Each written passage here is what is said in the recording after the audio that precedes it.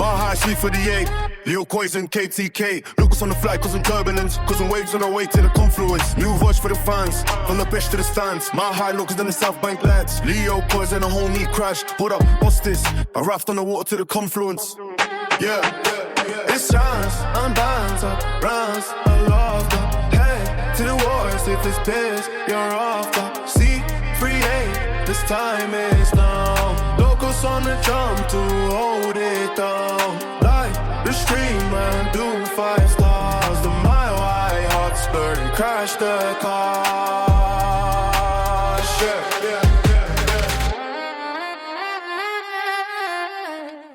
Yes, you filthy animals. Welcome to the Confluence. My name is Leo Coys, the Mile High Hotspur, and I'm joined by my homie, certified rapid sicko, the driver of the Daddy Shuttle, and the co-host of this here podcast, my homie Crash. Talk to the people. How we doing, homie? Doing great. Today was a lovely day. It was a great day to be outside. It looks like we're going to get some cold weather kind of moving through here in the next couple days. So I see Leo's putting on his nice warm wool hat over there. It's going to start getting chilly here. So I was really beneficial to be outside. Really nice to be outside with the kids. Had all my kids at the soccer fields again. And I was coaching. So we, like I said, most of our days are spent out in a field somewhere.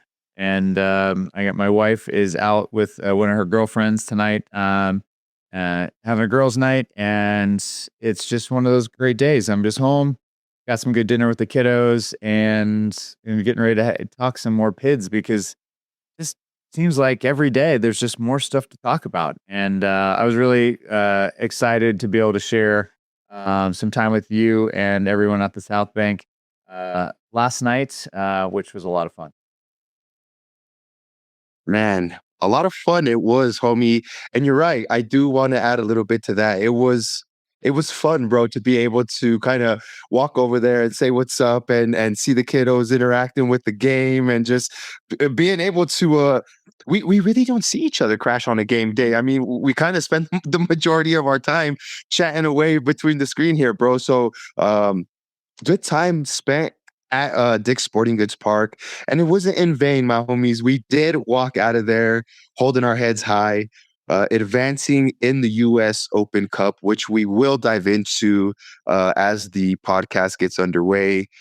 Before we go any further, though, let's just big up everybody involved in the Colorado Rapids, whether you're a fan, whether you work for the club, whether you're just a supporter, whether you're a sicko, however it is you're involved, my homies. This podcast wouldn't be possible without you guys either. You know what I mean? So big yourself up for that. Big yourself up for watching and or listening, tuning in, however it is you're getting this content. And Crash, let's dive into the game, my homie. It was an FA Cup equivalent match is kind of how I put it when I did the match day vlog, which of course you guys could get on the YouTube channels. It was a different experience, bro. They kind of did the general admission, just kind of get in where you fit in. I thought that was pretty good considering that it wasn't going to be a packed house. But let's talk about the occasion, my homie. Like I said, an FA Cup equivalent type match, right? You get midweek football at your football ground. Break it down, Crash. Talk to me about what it was like, homie. The game. We won't break the game down until a little bit later, but just what it was for you, bro. The occasion, just the game and everything that was involved. Yeah, it was fun.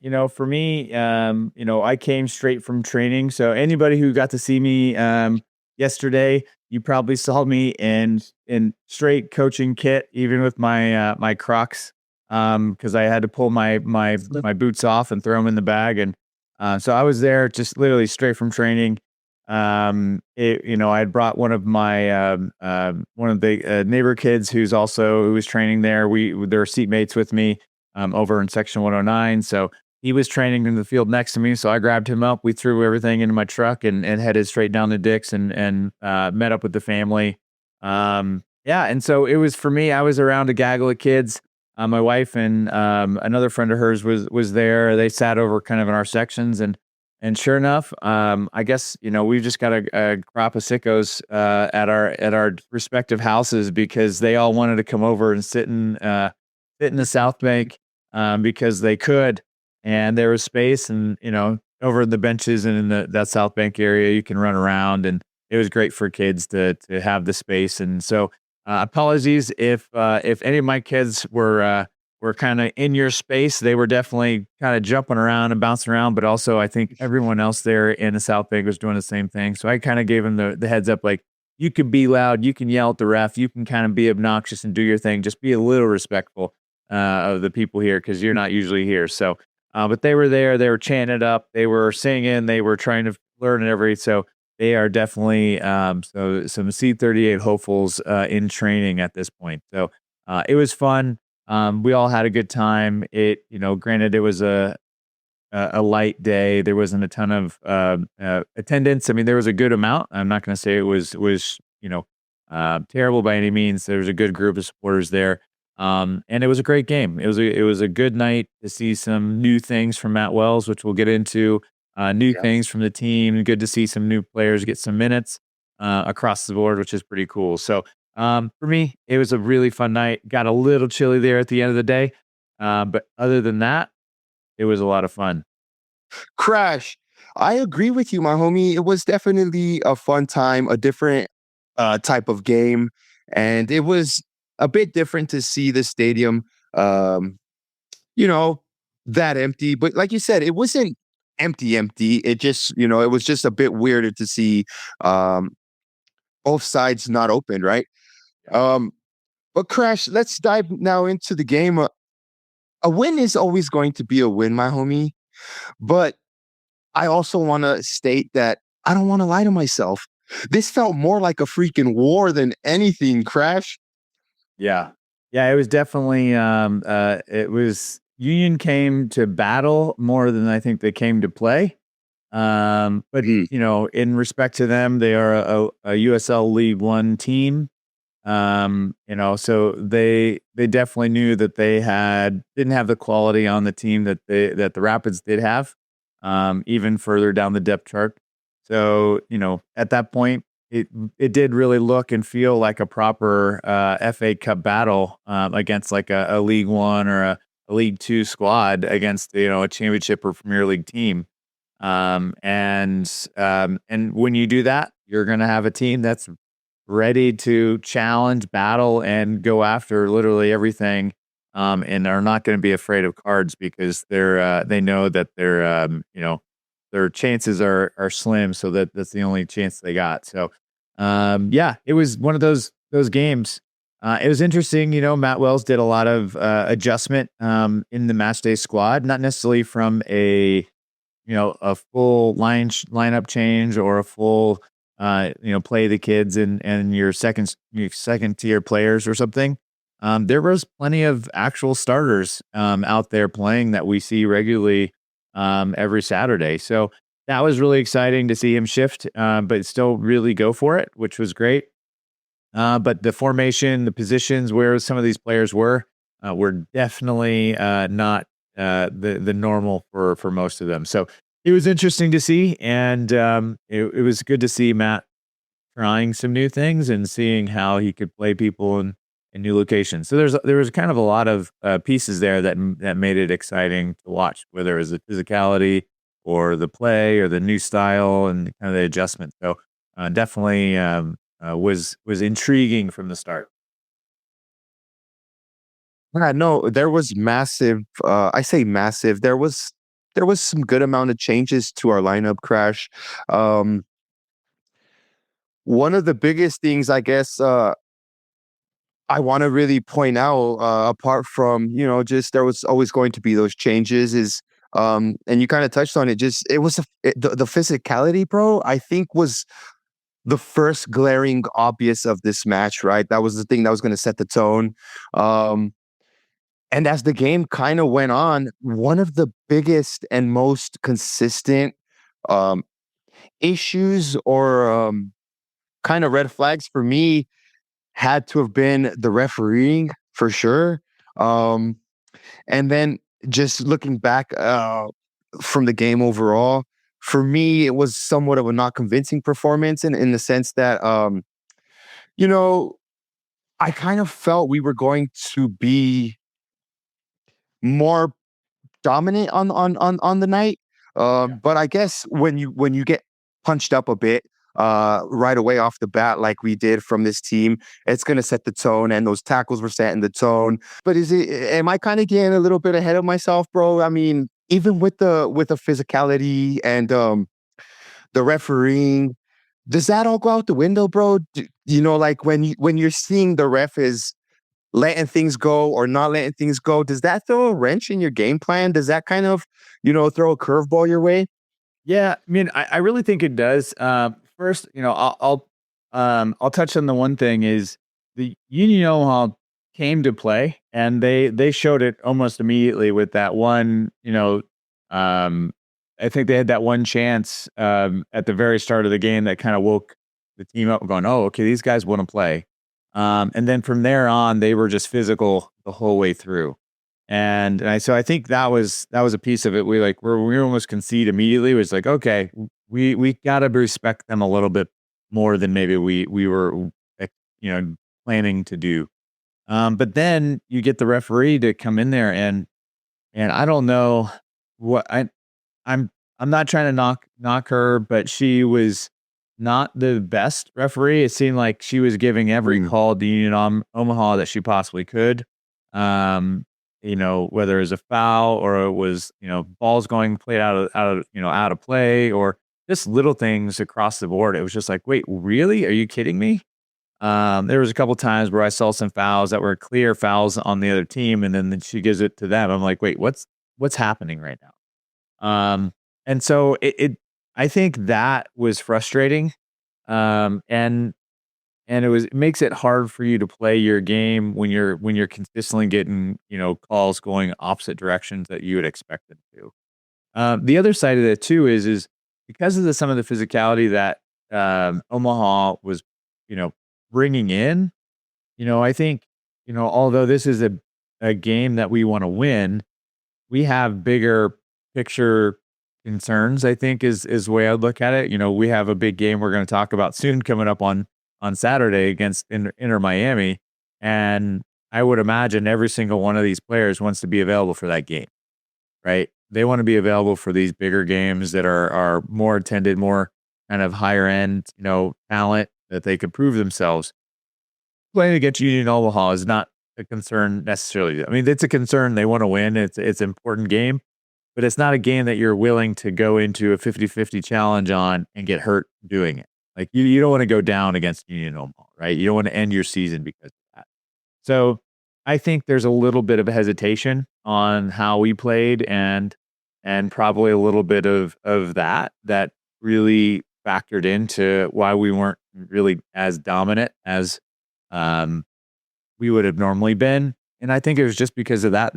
Union Omaha wanted to win those battles more than we did, and we knew we could play out of them with quality rather than physicality.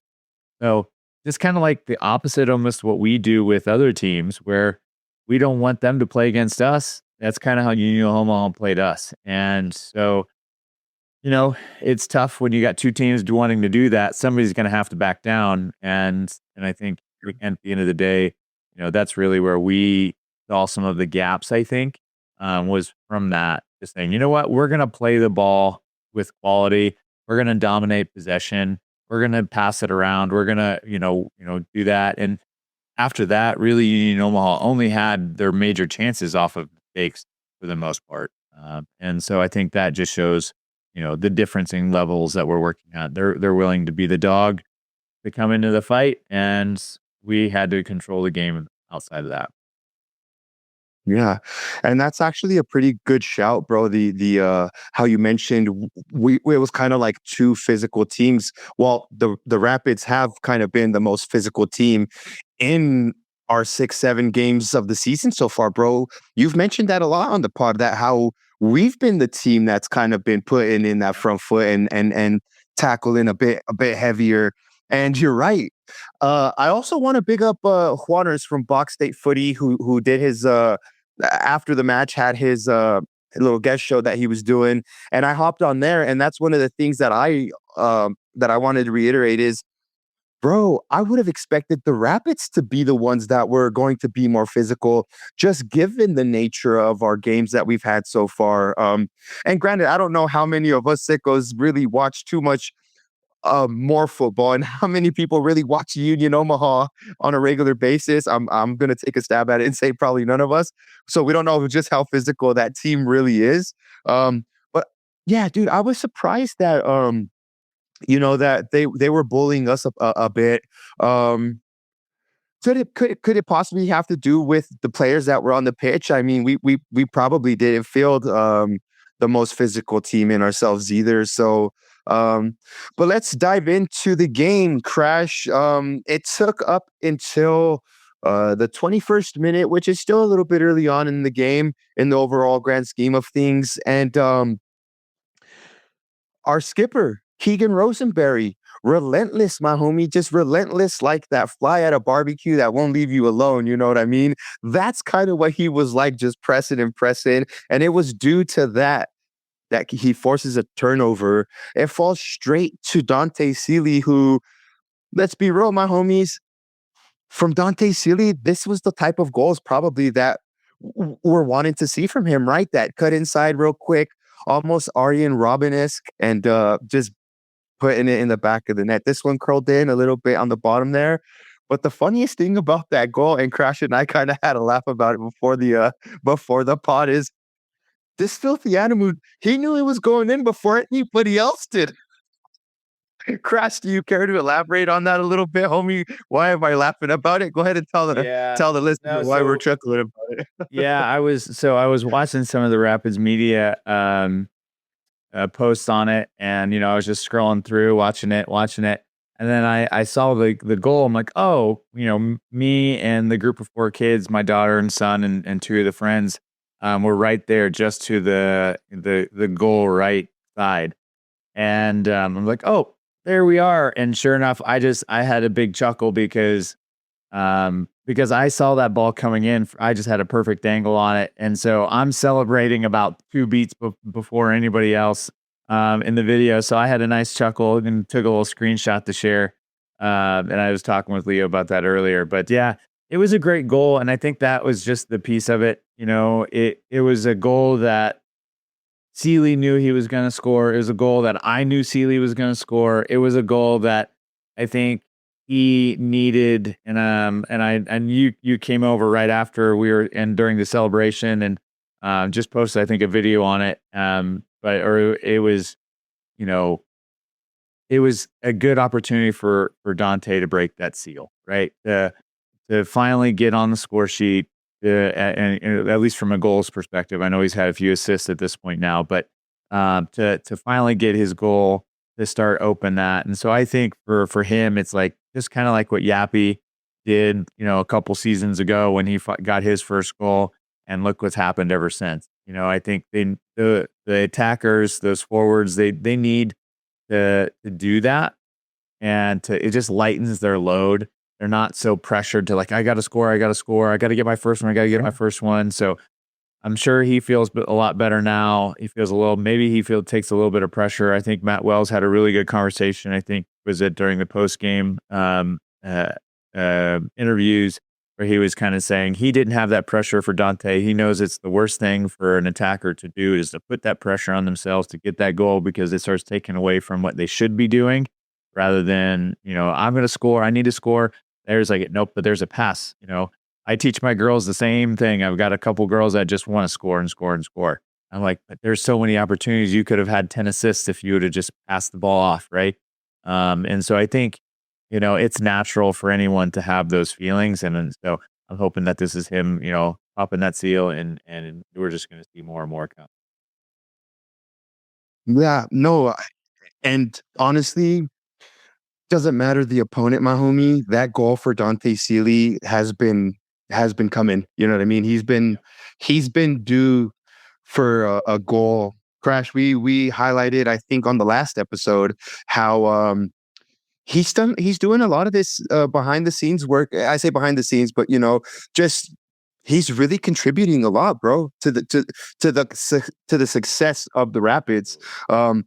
Whether that's being, driving in the assist to the assist or putting in the assist, and now getting the goal, which turned out to be the game-winning goal.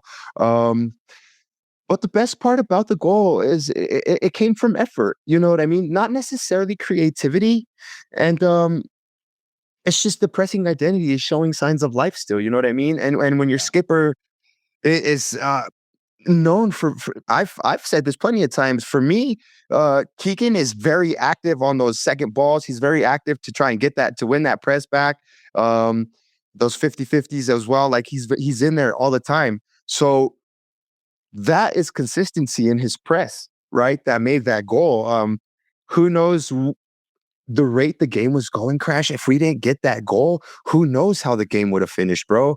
And that's just the truth, because when we did open up the account, you probably fancy, all right, now let's go get another one, like we have been doing all season, especially at home. But it just turned out, bro, and not to jump too far ahead, but throughout the rest of the game, where was the next goal coming from for us, Crash? There was just lack of creation, lack of cohesiveness at points. You know what I mean? I'll even take it back to the last episode where we talked about, these spells that the Rapids have had in home games and different games where we're putting 15 to 20 passes together in a row. And whether or not we did that on this match, it just didn't feel like that. You know what I mean? It was just a lot of it was a lot of back and forth, bro. And again, we go back to probably the physicality, going back to just the makeshift type of formation or makeshift squad that we used. Crash, what are just your overall opinion, bro? On the goal, on the way we weren't able to really do much more after that. And if I'm being real with you, if it wasn't for a couple of huge Nico Hansen contributions, this is a different podcast we're doing today. Yeah, no, for sure. Well, and I think that was the thing. Nico got to start, which I kind of expected, and I'm glad that he did. We got to see some, really positive play for Nico. And I'll touch on kind of the play aspect of it. We definitely dominated the game from the possession standpoint, from the passing standpoint. Like all of the metrics for the most part, we dominated the game. The only thing we didn't dominate was there was like one big chance and fouls committed. And I think because we got every call, it seemed like, so we lost that battle there. But for the most part, the game was in our hand, and I think that was the challenge of why it looked more ugly than it was, right? It was, we should have had more chances. We should have finished our chances. This was a team that, we should have handily won, and I think we were talking during the halftime kind of that, my prediction was, at least 1 or 2 goals in the second half that finished it off. And we didn't quite see it. We had a few chances. George Munungu got us some minutes, and he had a couple good shots. I think we had 6 shots on target the whole night and only 8 total shots the entire game. So, when you only have 8 shots in an entire game, we were taking our time to find those shots instead of just making, I think that was the other thing is you watch some of these chances. It almost looked like we knew we could score from that spot and didn't. Like, I think Sealy had another opportunity, maybe before he scored or maybe it was after. He was in the box and then it was Yappy, I think it was. He laid it off to Paxton White, I think it was, in the first half. There's a couple of moments there where, the forwards weren't quite clicking, or they would have a chance and they would pass it off, or Omaha did get a foot on it, or they were able to block the shot, which was good for them. So it wasn't the really solid attack that I would have hoped, and kind of really vicious attack that we saw during when we played Houston. But they were creating things. It was definitely plenty of chances. I just think they took they took advantage and took in our detriment, took advantage of the lack of quality from Omaha, which ended up kind of kicking us in the butt. Yeah, I agree with you, my homie. I just even though, where you broke that down, the percentage, I think of our possession was 65, something like that. You broke down the shots and the passes and stuff like that. I was still never comfortable, homie, with that game. Even at 1-0, I was not comfortable whatsoever. Throughout that game, the Rapids just had control, but it just didn't feel like they had control of the game, my homie. We had the same amount of shots as they did, and so I do want to stress that I'm aware of the situation and the factors that went into it. So I'm not necessarily going to say the fact that we didn't walk away with a heavier margin is any type of red flag or anything like that. I just feel like it was always going to be a tough test. Um, but I on the end, I mean, looking back. Oh, and I do want to say, I know we touched a little bit on Nico Hansen, but how big was that save, bro? Let me bring you guys. Let me add some context. We were in the South Bank side. We had a corner kick to the Pids, and I don't remember exactly how we ended up fluffing the corner kick, but they broke on a counter attack, and they broke down the left hand side of their attack. And out of nowhere, while I was making my video earlier, I just see number 11 for Omaha just dart, bro, beeline to in front of the goal. Well, the guy ends up finding him, bro, literally point blank, and he just blasted at the net. And Nico Hansen, bro, came up huge, bro. Shoot, that's as good as a goal on the other side. That is as good as a goal on the other side, bro. You Oh, know yeah. what I mean? So, um, Absolutely. I know we touched a little bit on Nico Hansen, but I just wanted to give him his little segment about that goal, homie. Yeah. I mean, about that save.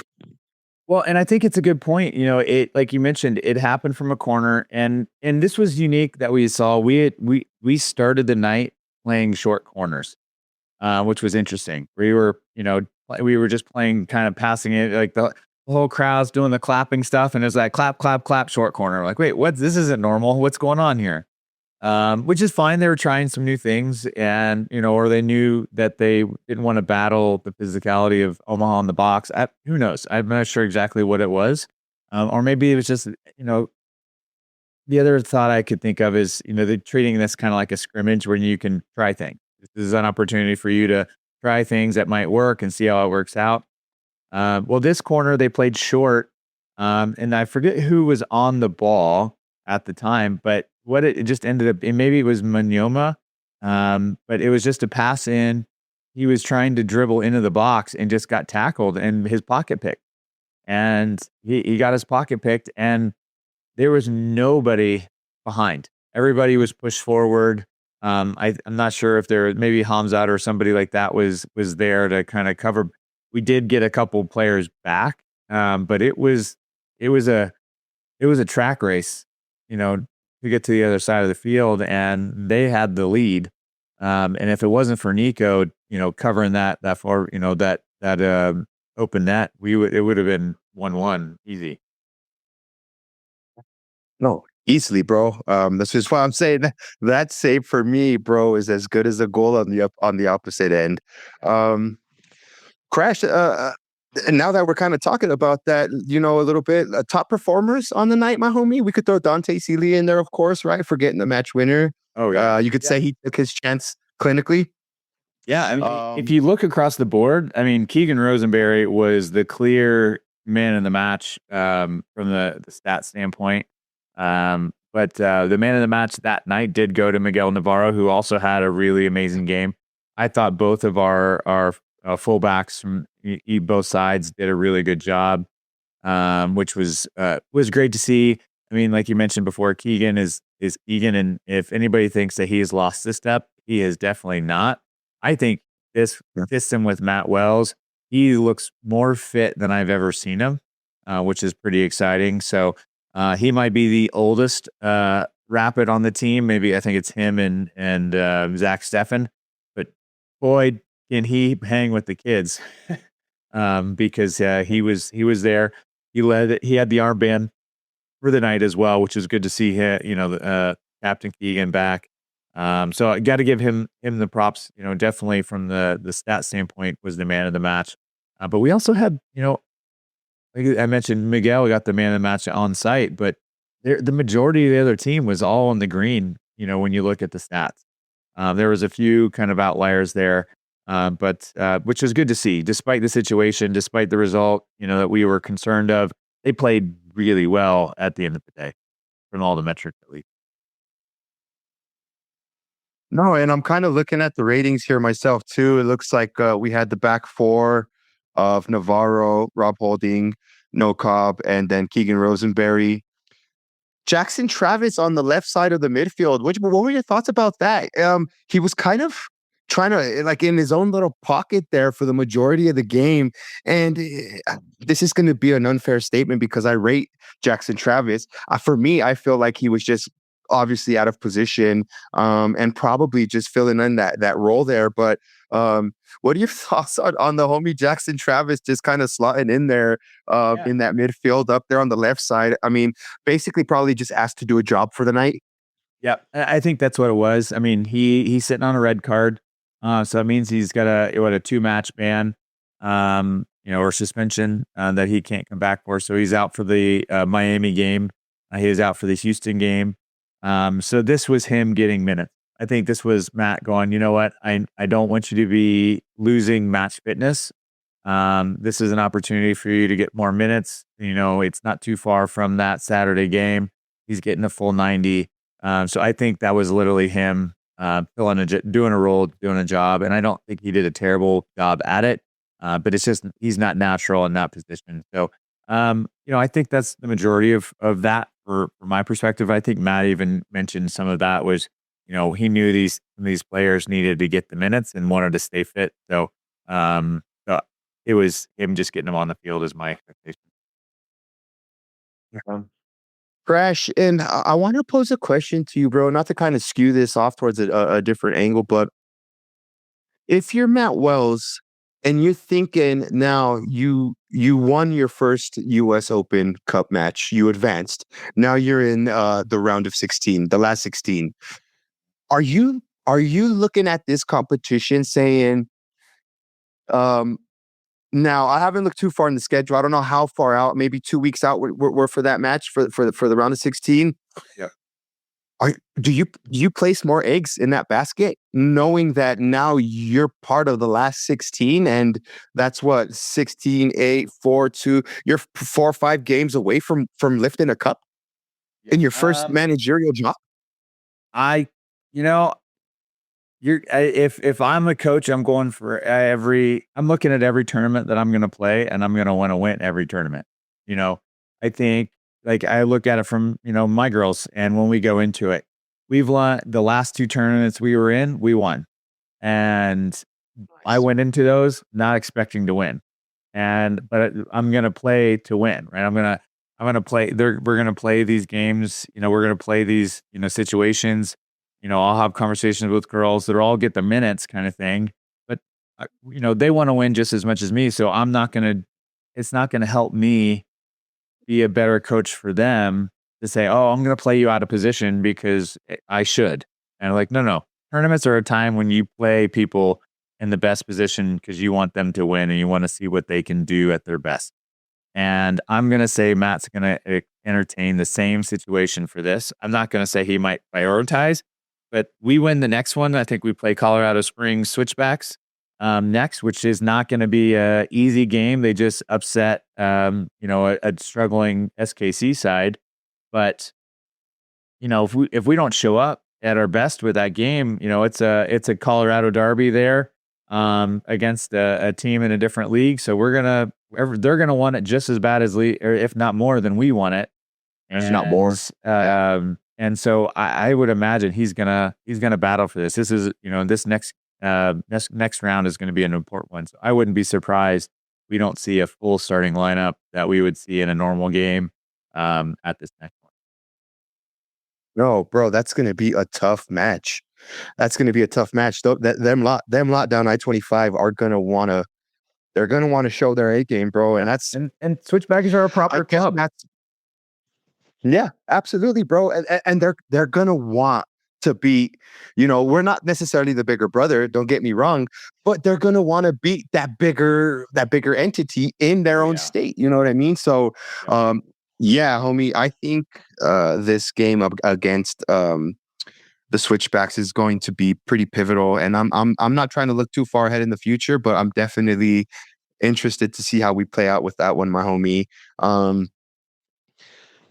Crash, any thoughts, your final takeaway from the match, homie? Kind of anything that we didn't touch on? I know it was kind of a rocky start to the pod with the tech difficulties and stuff like that, so it kind of threw a wrench in there. Yeah. Anything that we didn't talk about? I do have one other thing. I threw out a poll on X on our channel, and I just want to kind of throw it out. I just kind of had a question of, how are you feeling about this? I said, it's next morning. How does, Rapids 96, how did we do last night? And those who voted, the three choices were, it's a win, I'm happy. Performance was meh. And then worried for Saturday. Nobody's worried for Saturday. There was nobody there. We were 60-40. It's a win, I'm happy. And so I think at the end of the day, we got the dub. We did the job. We got it through. Was it pretty? Was it as on fire as the Houston game? No, but we got the win at the end of the day, even though it was a little nervy there at the end. So, we move on from this. We go to the round of 16. I think it's a learning lesson as well for Wells to teach on, which I think he's been really good at. And maybe the lack of goals and maybe excitement that we've seen, at least against Houston, and the rest of the home games are just being saved up for Saturday. Well, I think that's a perfect way to segue into the next part of this podcast. And we're going from one game to another, and it's a big one. It's a big one for the city. It's a big one for the club. It's a big one for football fans. How are you feeling about this upcoming game? The GOAT, I'm just going to go ahead and say there, he is the greatest of all time. Leo Messi and company enter Miami with Javier Mascherano-less team coming to town. Let's talk about it, Crash. Where do you want to get going with this one, my homie? Yeah, I guess we'll start with Miami's form right now. And it's interesting, right? Like, where do you put them on the spectrum of how well they're doing? If I'm not mistaken, they're third in the East. They've had 2 home games at their new stadium. I think it's actually called New Stadium. And they drew both games, which were games they should have likely won. I think they played Red Bulls last week and drew again. So they're a squad that's not. I mean, they were bounced out of CONCACAF Champions Cup already, which they were expected to go far in. So, I look at this team as this is a good team. Like, no matter what's happening along the board with this team, they are a team that needs to be respected, that should be respected, and anything outside of that, you're going to get walked on. And I think that's something that, we've got to go through is, obviously anytime you have a person of Leo Messi's caliber on the team, you need to be prepared to play. But that doesn't mean that we should be going into this game thinking that we can't compete. And so this is going to be a real test for the Rapids. This is the first real solid squad, I think, that we're playing at home, which is going to be an interesting feat to see that, we're going to be tested.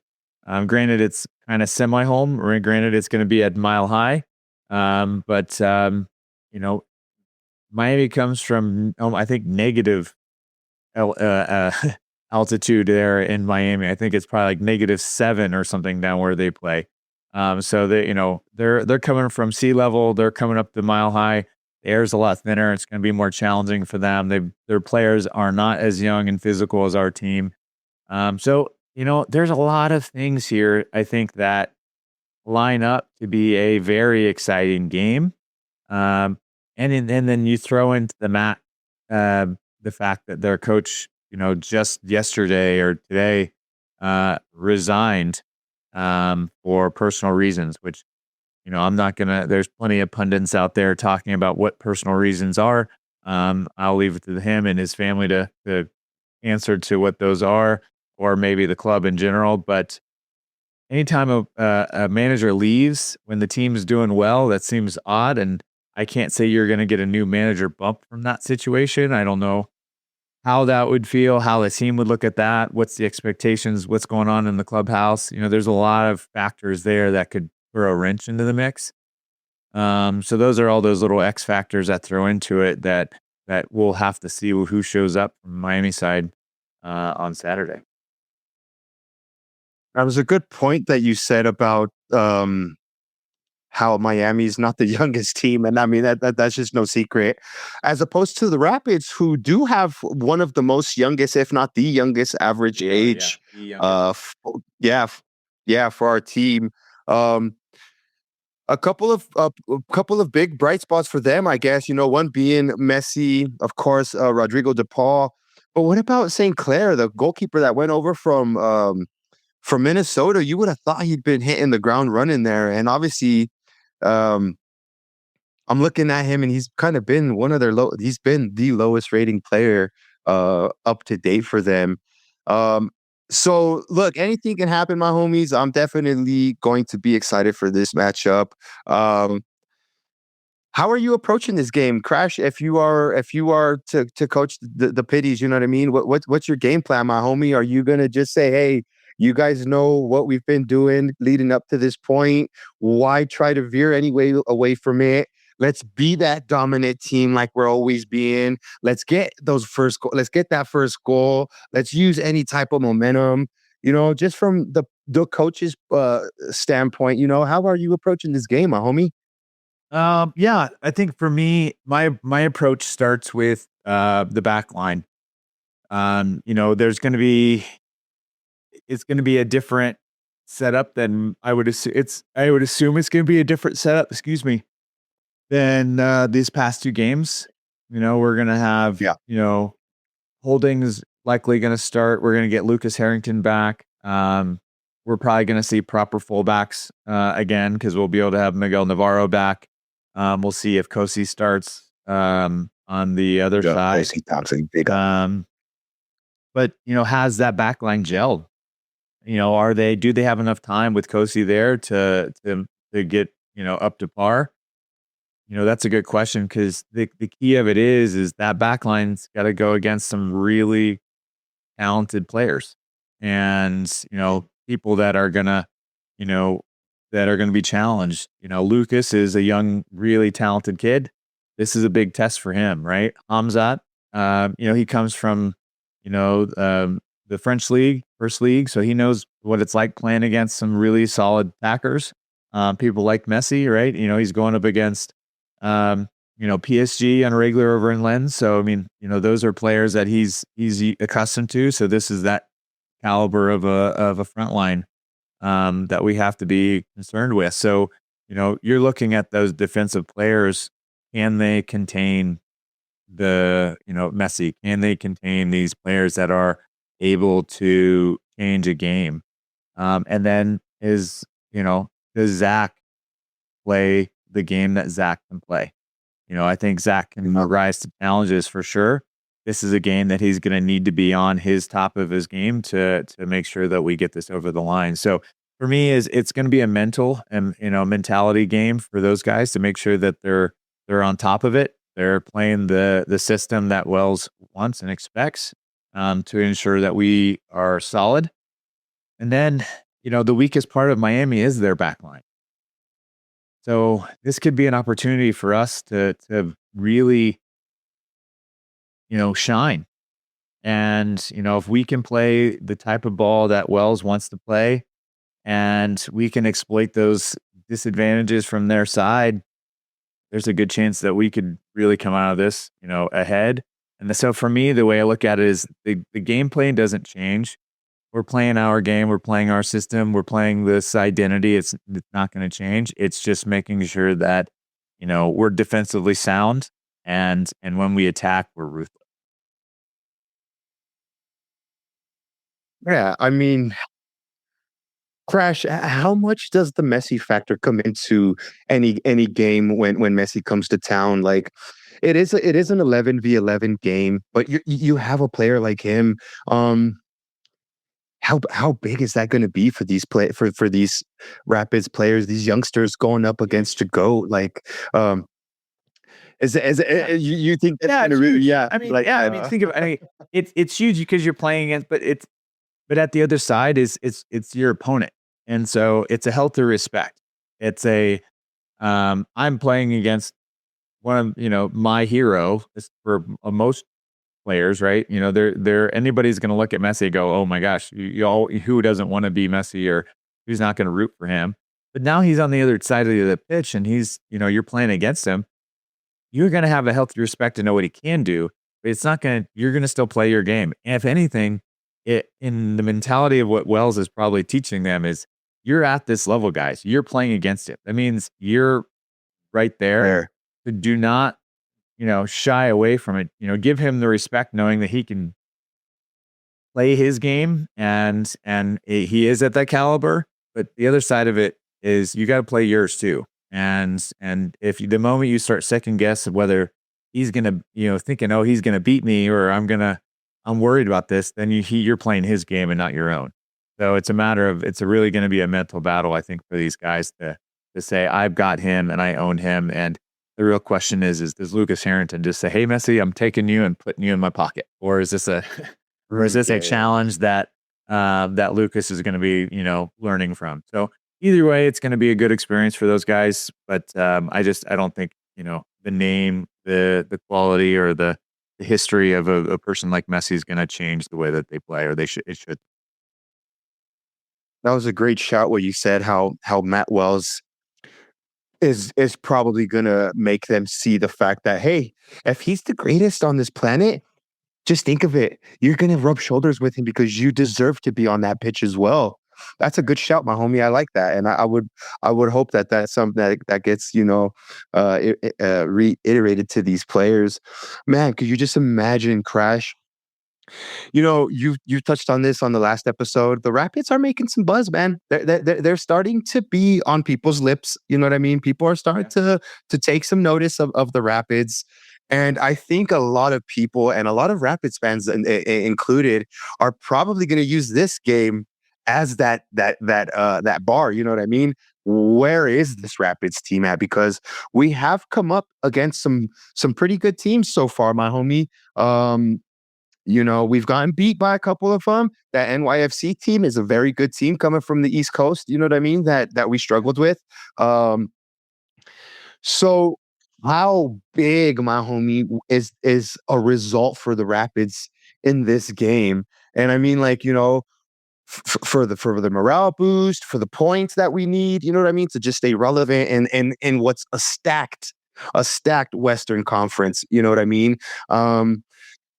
Just and not only that, bro, not that we need it, my homie, because we watch our team on a regular basis, but nationally, bro, how many eyes are going to be on this game? It's the first game on the Saturday of the MLS match, so that a lot of people are going to be watching this game.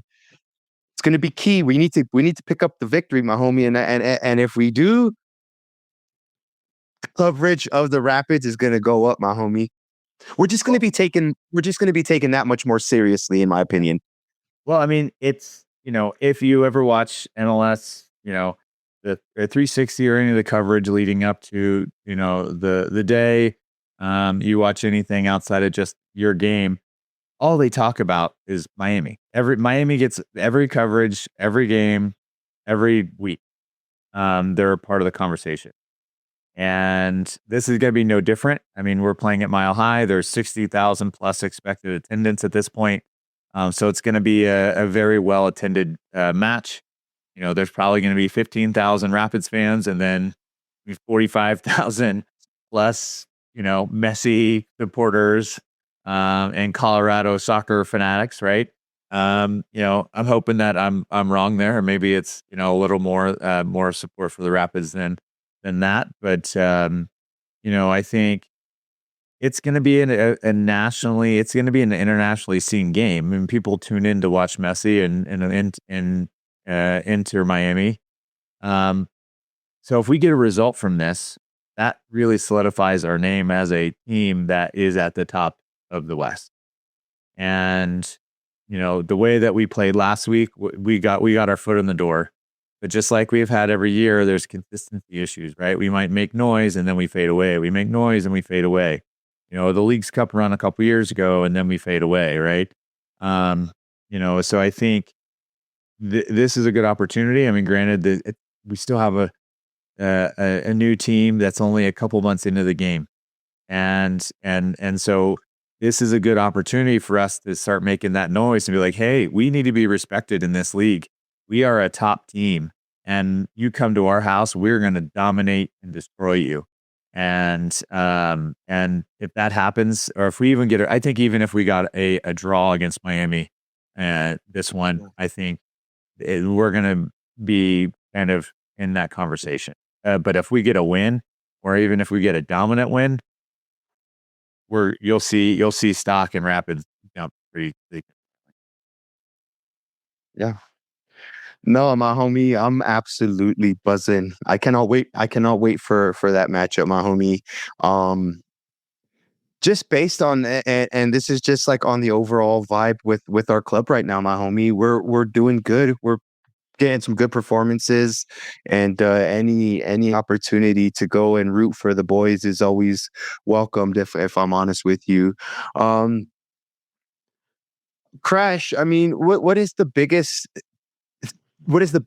takeaway you're going to be looking for in this game against Inter Miami? I know we kind of, it's going to be hard to predict or anything like that, but Yeah. just from Crash's point of view, what is going to be a happy Crash on the day? For me, to be honest, it's going to be, does the team embrace what's happening? Does the team embrace the moment, embrace the fact that they're playing in front of 60,000 people, and they're playing against, one of the best players in the world, playing against a very talented team. Do they embrace that moment, and do they show up?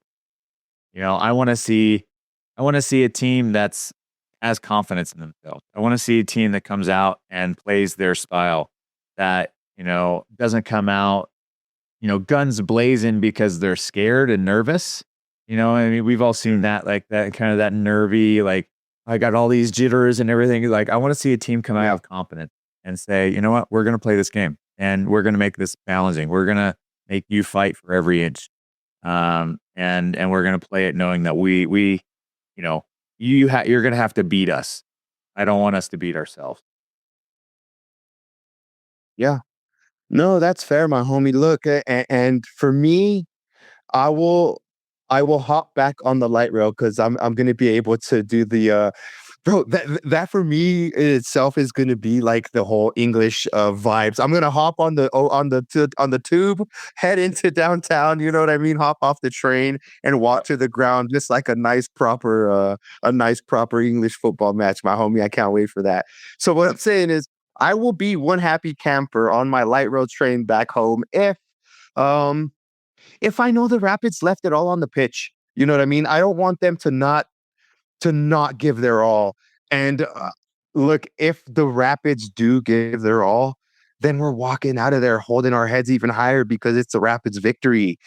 Yeah. Just play your games, Rapid. Just play your game, Rapids. That's all we're asking for, is just to go, like Crash said, be aware of the circumstances, be aware of the situation, your surroundings, but don't let that give you the butterflies. Bottle it, because this may be our last chance to face an opponent like Messi. This may be your last opportunity to share the pitch with that team. You know what I mean? And just grasp the opportunity, my homie, 100%, and use it to your benefit. Don't get scared. We got this, my homie. it is like I guess on paper or whatever, it is going to be a battle. But I'm pretty well convinced that Matt Wells is training this squad to go to war, homie.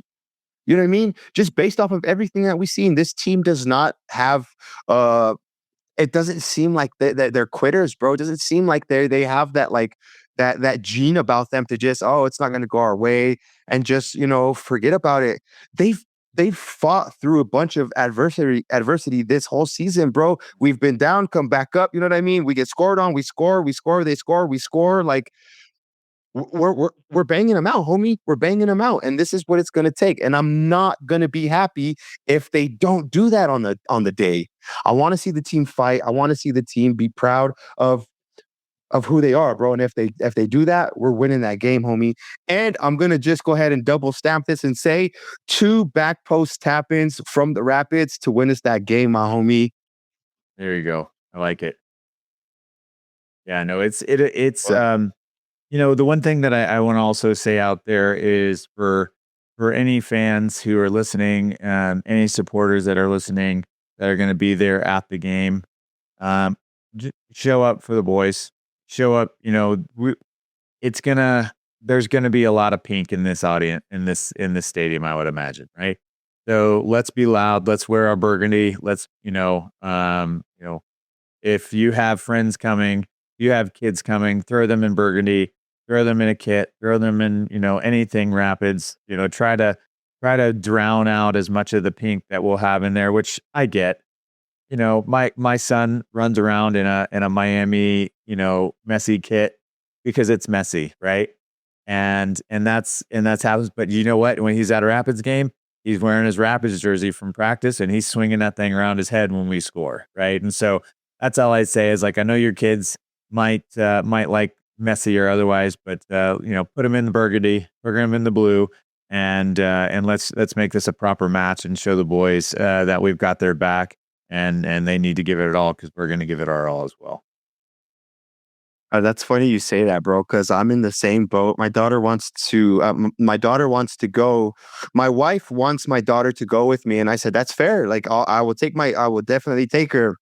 She just can't wear that pink jersey that she wants to wear.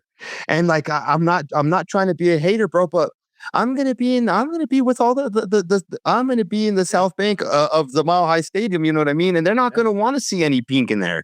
I don't And think that's you're what I'm allowed to trying wear. I don't think you're allowed to wear an opposing jersey in the supporter section. I think that's a You're not. technical rule. You're not. That you're not. And I tried to explain that to my wife. I'm like, look, I will take her, but she's not gonna wear the Messi jersey that she wants to wear. So Well, if she needs Still, she needs a I Rapids don't know. kit, I've got about 15 of them, and I can bring you a small burgundy one. I think your daughter's around the same age Well, zone. yeah, I'll let you know, homie. I'll let you know if she's gonna go. And if she's going, she's definitely not wearing a Messi jersey. I'll even look. Forgive me for saying this, you Rapid sickos, but it's my daughter. I will even allow her to wear it underneath of her Rapids, but the Rapids is gonna be on top, my homie. You know what I mean? As long as his badge is visible somewhere. Yeah, my homie. Crash, anything else that we didn't touch on that maybe you wanted to address or anything like that, my homie? No. I mean, I think that was a lot of it. I know we've got we had 2 episodes this week, so I appreciate everybody who's been hanging with us and been joining in. One, I wanted to give a lot of props to Leo with these interviews with the fans, in the South Bank. So little segments and little clips here of them. I think when we started this podcast, I think our mission was really to, we wanted this to be fan centric. We wanted this to be a community, for us to have a conversation and talk about the club that we love and we go to and pour our hearts and souls into. And so those opportunities for anybody who jumps in, who Leo's been interviewing, thank you. There'll be more of that. I think the game day experience of what it's like in the South Bank only helps, get more exposure. So if you're in any of those interviews, please share them, send them out. And then this isn't because I want the Confluence to be this big giant thing. That's not what I'm trying to do. It's more of how do we grow this club? How do we get more exposure? How do we get more friends to come in and join? How do we get the club to hear us and hear your voice? There's a lot of opportunity for that in different forums and different things, but we're posting these things. The players pay attention, right? The players are seeing these, the club sees these, people who work at the clubs, your season ticket reps, they listen and pay attention to these kinds of things. So if you want your voice, these are opportunities to say it. And this, how you feeling about the team, show your excitement, show your frustration. That's the whole point of this community. I think the other side of it too is I know you've been pretty public about some of the changes that you've been doing in your life, which I'm really proud of. This is also a community to help support anybody through, those kinds of things, right? This is a community that we want to keep growing. And, so your voice could be, on about the club, but it also could be, asking for help or just a high five or any of those kinds of things. And I just want everybody to know that that's what I'm always here for. That's what we're here for. That's what this community is here for. And wanted to share all of the appreciation for the support that we've been getting over these past couple months. Yeah, absolutely, man. Massive respect and shout out to the people that have taken part in the interviews. And Crash, and that's a perfect way to kind of to bring up why we named it even the Confluence. A confluence is where rivers meet, right? And in this case, it's where Rapids fans meet. Crash and I are two just Rapids fans, you know what I mean? We decided to meet up here. This is where we meet up on a regular basis to chat. And like I said at the beginning of the show, it's really nothing without the people that tune in, listen, share, comment, like all of that jazz, my homie, across all the platforms. And it's really we really do appreciate all the support. It's encouraging, it's motivating, and it's what the club needs, my homies, and it's what us fans needs as well. Is just more places for us to just vent, get those thoughts out. Big up your favorite players. Maybe even bitch a little bit about the referee decisions, whatever it is that we're gonna do. But no, my homies, just big your guys' self up. Everybody, thank you guys for tuning in, and we're going to be catching you guys after the Inter game next week, my homies. Up the Pids.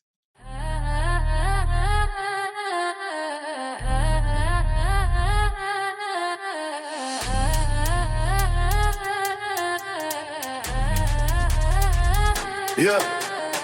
My heart, C38, Lil Cohesion, KTK. Locals on the fly, causing turbulence. Causing waves on our way to the confluence. New voice for the fans, from the pitch to the stands. My heart, locals in the South Bank lads. Leo, Cohesion, the whole me crash. Hold up, what's this? A raft on the water to the confluence.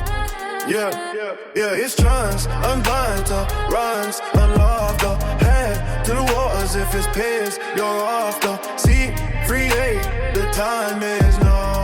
Locals on the drums to hold it down. Like the stream and 2 5 stars. The mile high heart spur and crash the car.